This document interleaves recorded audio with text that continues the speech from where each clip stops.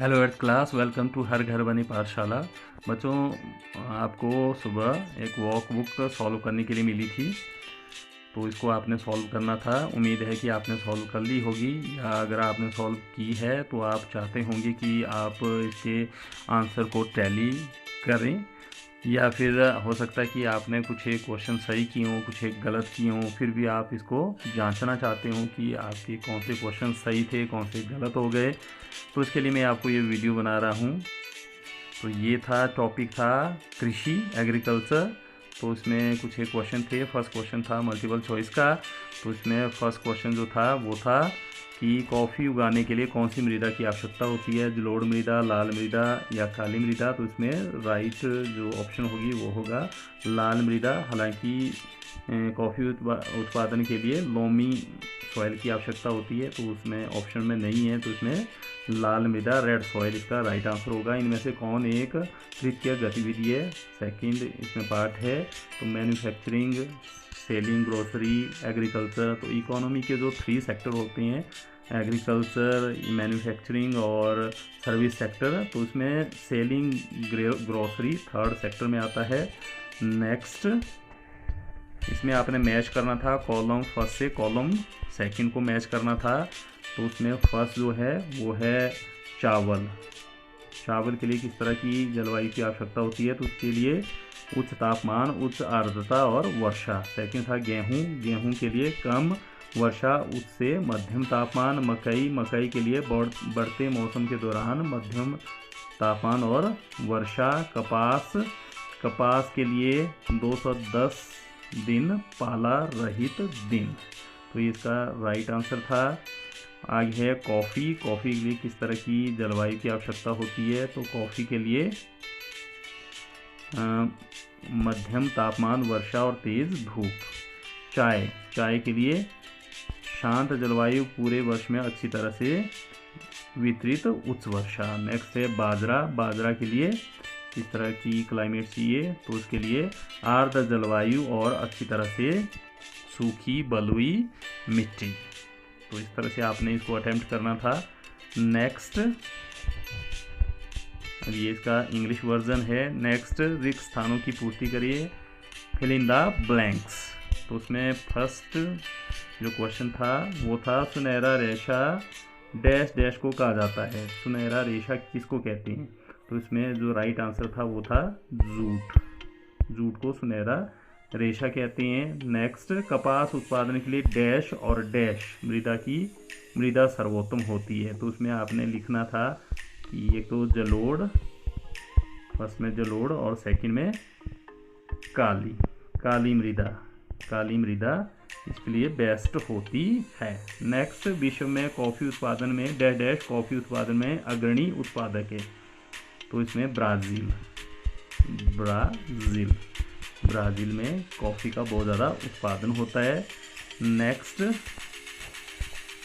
भारत के विभिन्न प्रदेशों में विभिन्न प्रकार की फसलें उगाने के क्या कारण हैं? मतलब क्या ऐसे कारण हैं भारत में जिसके कारण भारत में अलग अलग प्रकार की फसलें उगाई जा सकती हैं? तो इसका सही जो उत्तर होगा वो ये है कि भारत में जो जलवायु की विविधता है, अलग अलग तरह की जलवायु है। कहीं पर भारत में बहुत ज़्यादा शुष्क जलवायु है, कहीं पर भारत में बहुत ज़्यादा बारिश होती है, कहीं पर तापमान शीतोष्ण कटिबंधीय है, ना ज़्यादा सर्दी होती है ना ज़्यादा गर्मी होती है। और इसके अलावा भारत में ठंडे प्रदेश भी हैं, या भारत में कई जगह रेगिस्तानी प्रदेश हैं। तो इसके कारण जो है अलग अलग तरह की जलवायु है। भिन्न भिन्न तरह की जलवायु होने के कारण यहाँ पर भिन्न भिन्न तरह की फसलें उगाई।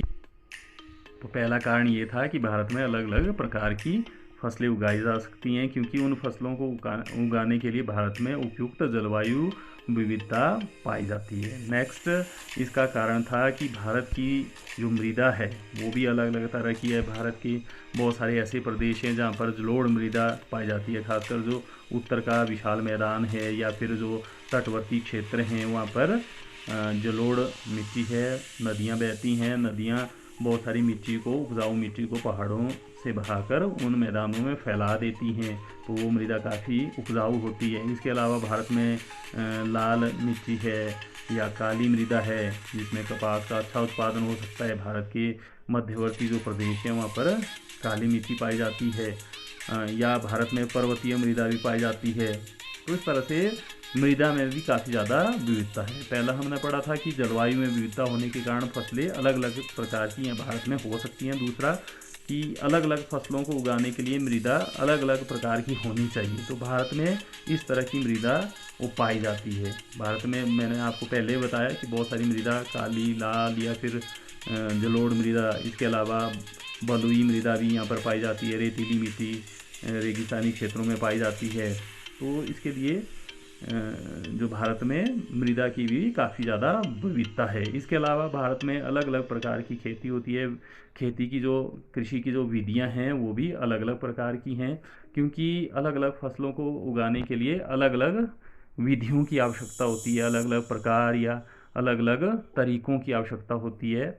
तो ये सारी विविधताएं भारत में विद्यमान है, इसलिए भारत में विभिन्न प्रकार की फसलें उगाई जा सकती हैं। तो इसका राइट आंसर ये था। नेक्स्ट, विश्व के मानचित्र पर कपास उत्पादित करने वाले देशों को चिन्हित कीजिए। मतलब संसार में आपने वो प्रदेश बताने थे जहाँ पर कपास का उत्पादन होता है।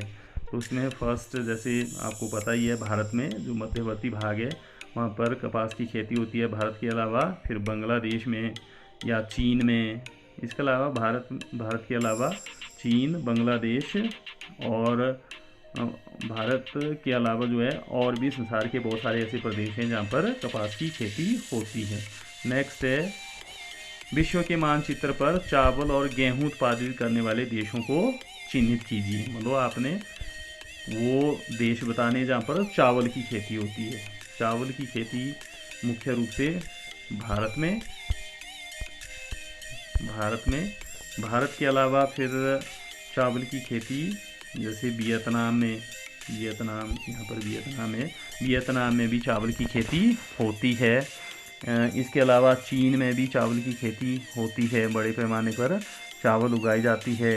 इसके अलावा विश्व के और भी बहुत सारे ऐसे प्रदेश हैं या देश हैं जहाँ पर चावल उगाया जाता है।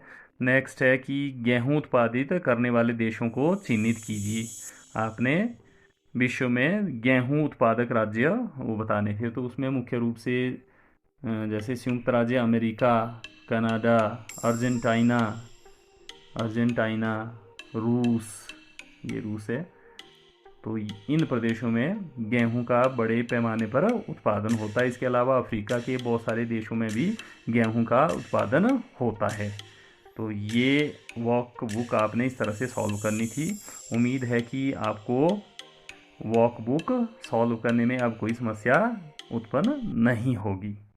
तो आपने वॉक बुक सॉल्व करके इसका फ़ोटो हमें हमारे स्कूल के जो ग्रुप्स हैं उसमें आपने शेयर करने, जो 8th क्लास का ग्रुप है उसमें आपने इसको शेयर करना है।